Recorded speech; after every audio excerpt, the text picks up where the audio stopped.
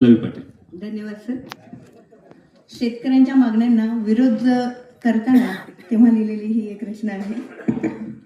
स्वतःच्या शेतात घाम गाळून त्याच घामाचं पाणी जेव्हा त्याच्या डोळ्यातून वाहतं त्या शेतकऱ्याच्या डोळ्यातील पाणी होऊन बघ.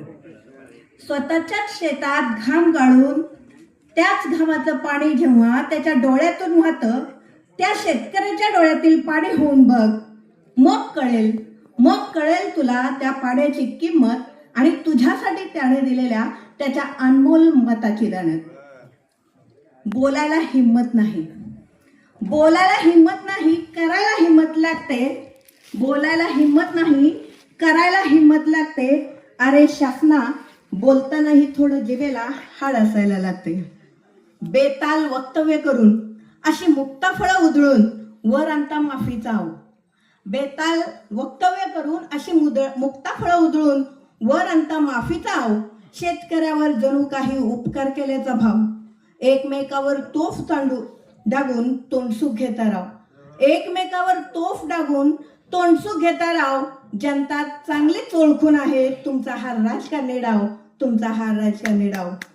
खरंच आहे तळमळ तर या एकत्र.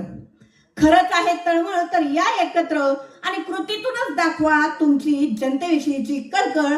नाहीतर तो दिवस दूर नाही जेव्हा जनता ओकून टाकेल ही मळमळ आणि पुकारेल बंड बळीराजाच्या स्वाभिमानासाठी, शेतकऱ्याच्या अस्तित्वासाठी आणि काळ्या मातीसाठी.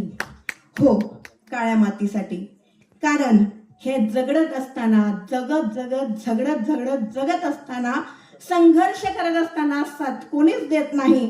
फाशीच्या परिघात केंद्रबंधू कधीच दिसत नाही. पण काळ्या मातीत पिकवलेला कापूस आणि त्या कापसाची 2 बोळे मात्र साथ देतात अगदी शेवटच्या श्वासापर्यंत आणि श्वास संपल्यानंतरही. धन्यवाद.